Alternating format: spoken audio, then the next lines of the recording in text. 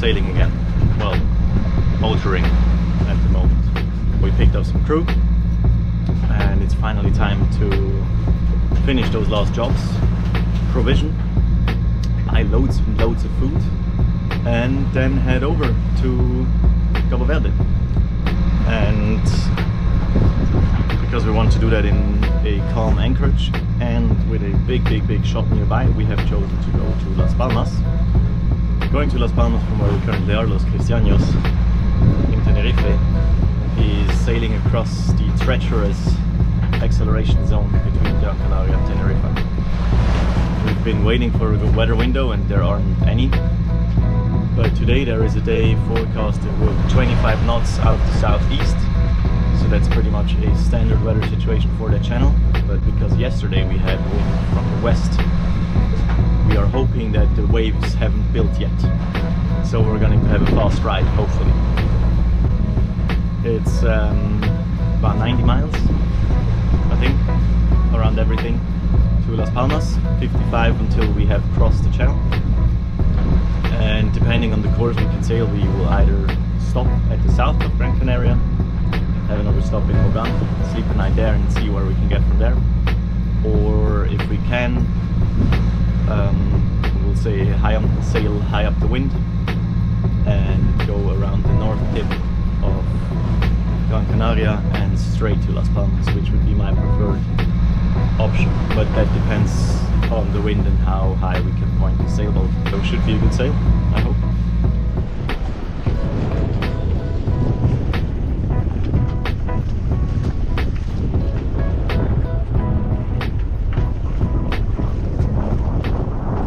Alright, the wind is here and we're sailing. Currently at a measly 2.3 knots, but the wind has picked up to around 15 knots. So not the 25 to 30 that we expected yet, but it's the Canary Islands. That stuff can still come, and it probably will. We should be reporting back soon with lots of more wind. There we go. More than 5 knots. And the wind has increased to more than 20 knots within a couple of minutes, so that is as expected. We have rolled out a bit more sail and now we're heeling a bit, and you can hear from downstairs stuff is crashing. That's it, we're close hauls. Now we're doing 6-7 knots. Wow, the wind has picked up, we are hammering. Look at that.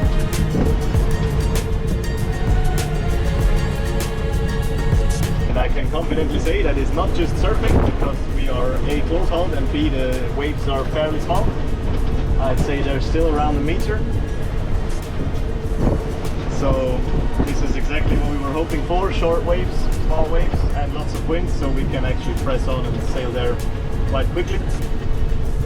Now we have the Genoa up, rolled out a little bit, the full jib and third reef in the main. 7 knots of boat speed, I think that is pretty alright. It's nicely balanced on something.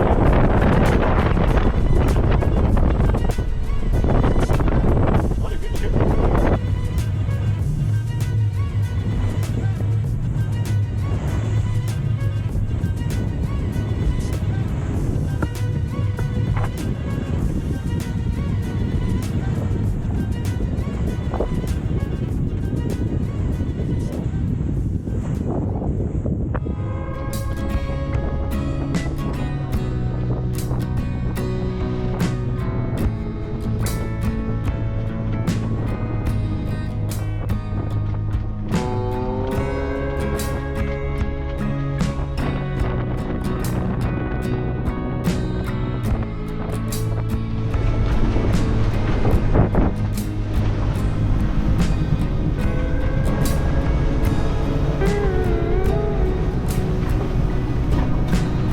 It looks like Kira is sailing in heaven, because all you can see behind her is the sky. And if I turn the camera around, behind me, there is the sea. So we're heeled over. I am very comfortable. How about you? Me too. Quite comfortable. It's nice and refreshed in the seats. How is it for the captain currently? I have to make sure that I don't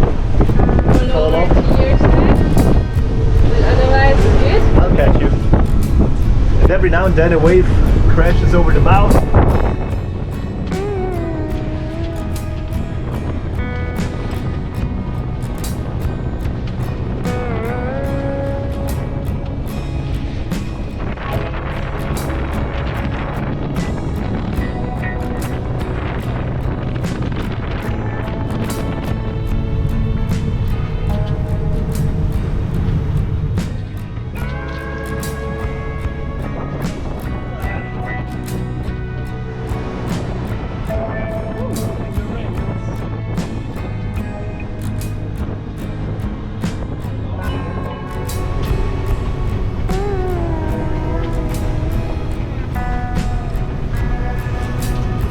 Das ist der Effekt für die Kamera. Alles von der großen Welle, oder? Ach so? Ja.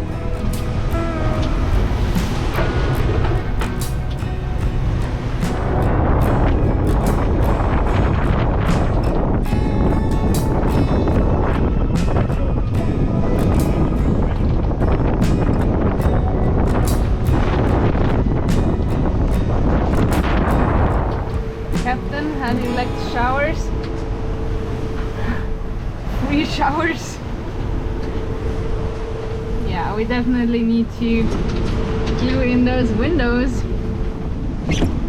After a few hours in the strong winds and the spray, it started to get really cold, and for the first time ever, we had to get out our foul weather gear.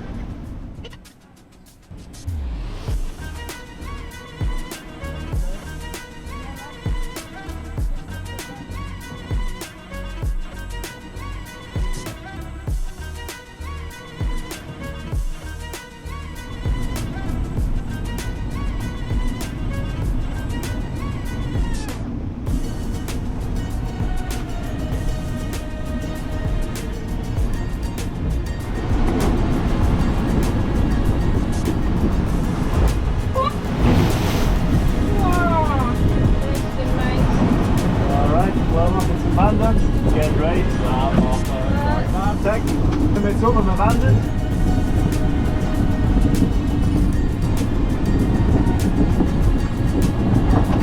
Alright, over.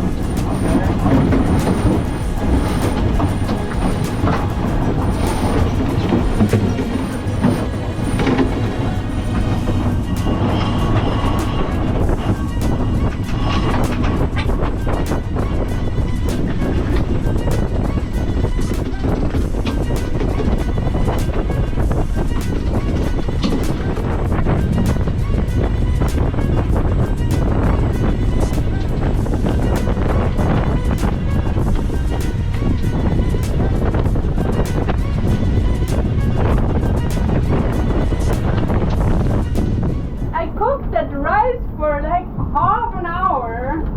Standing there holding the pot. The moment you don't pay attention, you and the rice fall off. I paid attention. The rice is now here. I paid attention, but look at that wave. Oh, well, at least the couch has some nice rice now. Oh, lucky day, because this ride hasn't been exhausting enough already. We have water in the ship. Kira notified me that we have salt water in the ship, and I agree, it's salt water. It's not much, 2 buckets so far, and we know where it comes from. Kira is bucketing out right now. It's in the aft cabin bilge, so that means it comes from the aft locker. The aft locker where the rudder shaft is, and we have noted that the rudder has become lighter, much lighter to turn.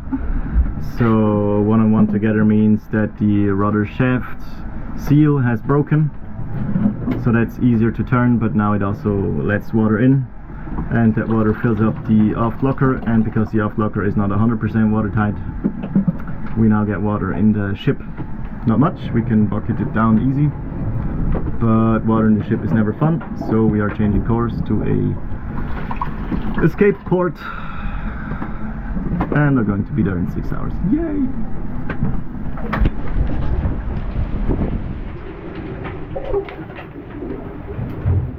There's more water in the ship, which Kira is bucketing out again, in a different spot, which we don't know where it comes from.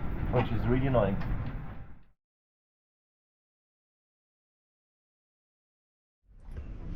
Sometimes things end differently than you think. So we tried sailing up to Las Palmas, we tried beating up into the wind, and the whole ordeal was exactly that. It was an ordeal. Our anchor got loose when we crashed in one of the waves. One of the anchor jumped out of the anchor roller, hung by the chain on the side of the boat and smashed with every wave into our hull, leaving now a pock-marked port side down to bare steel. I mean, we're a steel boat, it's not dangerous, we won't sink, but it looks ugly, and the paint and the filler and the fairing, everything is gone. Everything that fell down could fall down. I'm not sure how much I filmed in the cockpit and in the cabin, but everything that wasn't really nailed on was on the floor.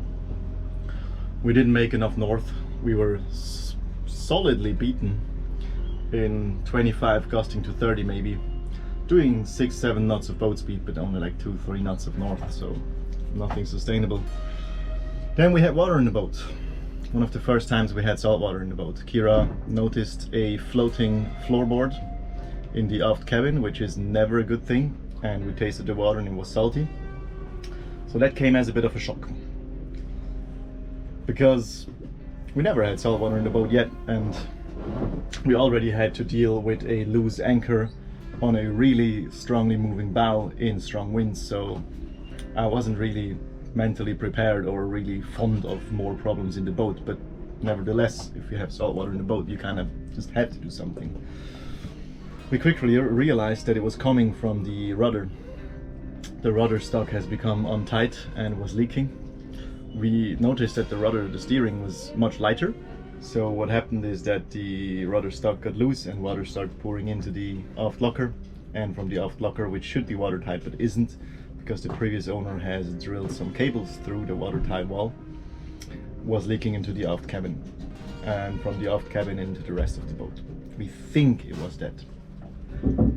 After bailing out the water and realizing that the amount of water that's coming in is not too worrisome, we still decided that beating upwind for another 6 to 12 hours is not a sensible option, with the crew already beaten and the boat already also taking a toll, because I wasn't able to look into the aft locker to see why the rudder stock has come loose, and I was afraid that it would become even looser or maybe even stop steering, so that something would fall off and we would lose steering. We have an emergency tiller, but I wasn't really fond of trying the emergency tiller right away, so we decided to ease off, plot a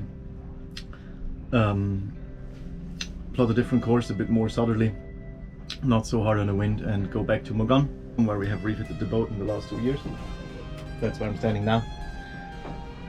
We reached that somewhere at 2 o'clock in the night or so, and this morning we moved to the port so that we can wash down the salt and empty the aft locker and have a look at what's going on with the steering. And I think we probably would have made it to Las Palmas, but I think this is the safer, the more conservative option, to try to get things fixed in a known location and try to plot the course. When you already see that stuff is going bad, you plot an easier course, try to make it to a safe port and take things from there.